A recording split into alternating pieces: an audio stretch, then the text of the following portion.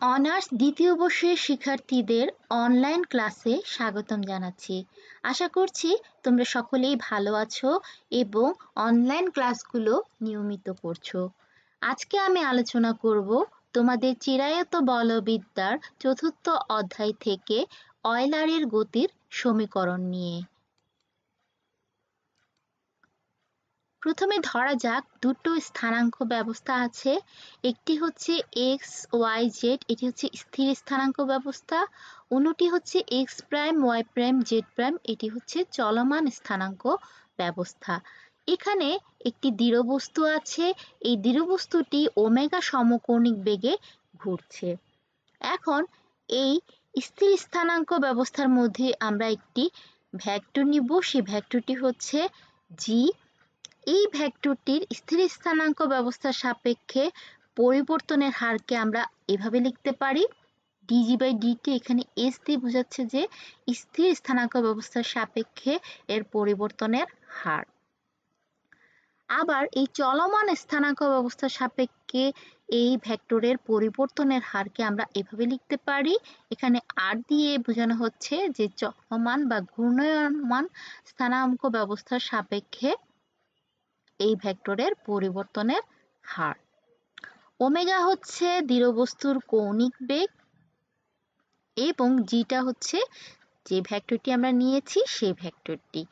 তাহলে এই যে স্থির স্থানাঙ্ক ব্যবস্থার সাপেক্ষে এই ভেক্টরের পরিবর্তনের হার, এটির সাথে চলমান স্থানাঙ্ক ব্যবস্থার ভেক্টরের পরিবর্তনের হারের একটি সম্পর্ক থাকবে, আর এই সম্পর্কটিকে আমরা এই সমীকরণের মাধ্যমে দেখিয়েছি।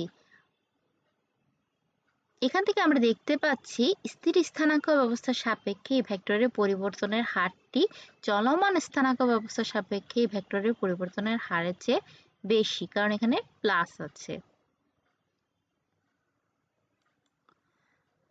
এখানে এই জি ভেক্টরের উপরে যে অপারেটরটি কাজ করেছে সেই অপারেটরটি হচ্ছে এটিকে বলা হয় সময় ব্যবকলন অপারেটর। এখন আমরা এখানে যে দৃঢ় বস্তু নিয়েছি সেটির যে কৌণিক ভরবেগের পরিবর্তনের হার আছে সেটিকে এভাবে প্রকাশ করতে পারি, এখানে এল হচ্ছে কৌণিক ভরবেগ। তাহলে কৌণিক ভরবেগের পরিবর্তনের হার হচ্ছে এটি হচ্ছে স্থির স্থানাঙ্ক ব্যবস্থার সাপেক্ষে কৌণিক ভরবেগের পরিবর্তনের হার। আমরা জানি কৌণিক ভরবেগের পরিবর্তনের হার এর উপর প্রযুক্ত টর্কের সমান, এখানে আমরা এন দিয়ে টর্ক প্রকাশ করছি, তাহলে কৌণিক ভরবেগের পরিবর্তনের হার হচ্ছে এখানে এই প্রযুক্ত টর্ক, অর্থাৎ দৃঢ় বস্তুর উপরে যে টর্ক কাজ করছে সে টর্ক এন এর সমান। 2 নং সমীকরণে আমরা যদি দুই পাশে এল নিই, অর্থাৎ এল ভেক্টরের উপরে যদি এই অপারেটরটি কাজ করে তাহলে আমরা এভাবে লিখতে পারি। এখন আমরা এই 3 নম্বর এবং 4 নম্বর সমীকরণ থেকে দেখতে পাচ্ছি বাম পার্শ্ব সমান, তাহলে ডান পার্শ্ব নিশ্চয়ই সমান হবে। তাহলে আমরা লিখতে পারি ডান পার্শ্ব n = এখানে ডান পার্শ্ব এটি।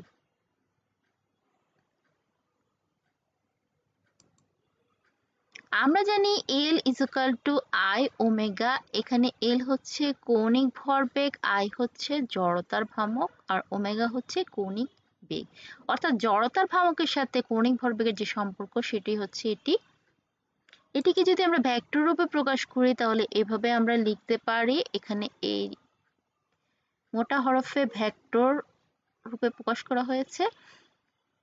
এখানে I1 I2 I3 হচ্ছে এক্স ওয়াই জেড অক্ষের সাপেক্ষে জড়তার ভ্রামক, omega X omega Y omega Z হচ্ছে কৌণিক বেগের এক্স ওয়াই জেড অক্ষ বরাবর উপাংশ।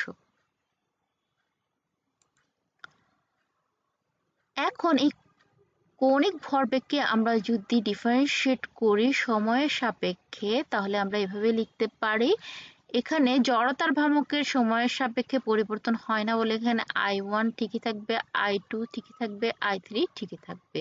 ওমেগা এক্স কে ডিফারেন্সিয়েট করলে হবে omega X dot, omega Y কে ডিফারেন্সিয়েট করলে হবে omega Y dot, omega Z কে ডিফারেন্সিয়েট করলে হবে ওমেগা জেড ডট।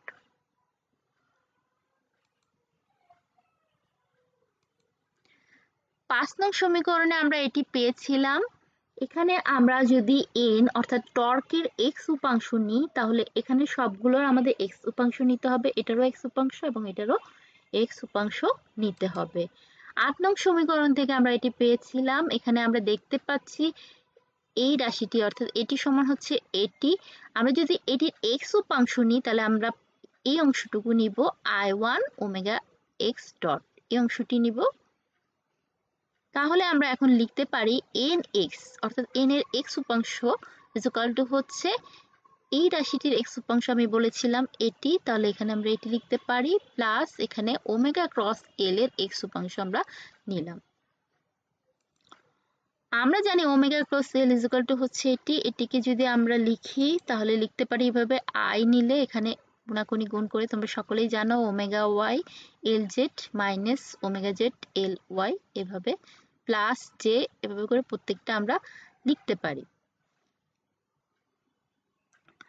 এখান থেকে আমরা দেখতে পাচ্ছি যে ওমেগা ক্রস এল এর x উপাংশ হচ্ছে eighty omega y l z minus omega z l y।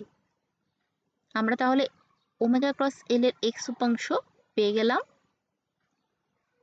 এবারে আমরা 9 নং সমীকরণ থেকে লিখতে পারি nx ইজ ইকুয়াল টু এটি ঠিকই আছে প্লাস ওমেগা ক্রস এল এর x উপাংশ আমরা পেয়েছি যেটি সেটি এখানে বসালাম।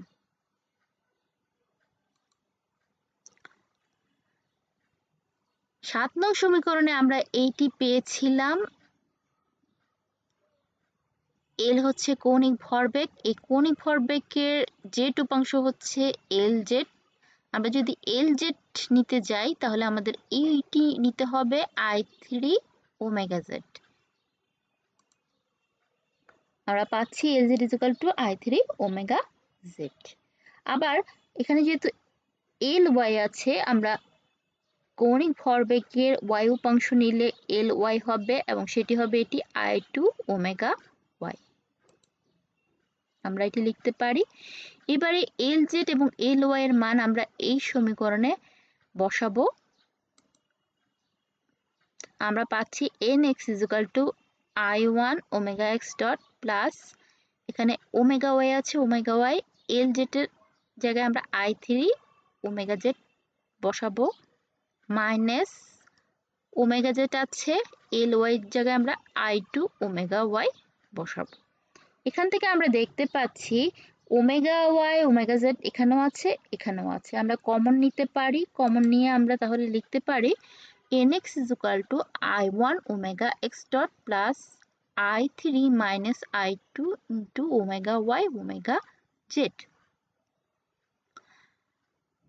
এখান থেকে যদি মাইনাস বাইরে নিয়ে যাই কমন নিয়ে তাহলে আমরা এভাবে লিখতে পারি i1 omega x dot minus এটি আগে চলে আসবে i2 আর এখানে minus i3 omega y omega z। একইভাবে আমরা লিখতে পারি ny is equal to i2 omega y dot minus i3 minus i1 omega z omega x এবং nz is equal to i3 omega z dot minus i1 minus i2 omega x omega y। nx ny z এর যে তিনটি সমীকরণ আমরা পেলাম এই তিনটি সমীকরণকে বলা হয় অয়লারের গতির সমীকরণ। পরীক্ষায় এভাবে প্রশ্ন আসতে পারে দৃঢ় বস্তুর জন্য অয়লারের গতির সমীকরণ সমূহ নির্ণয় করো। ধন্যবাদ তোমাদের সবাইকে, ভালো থেকো সবাই।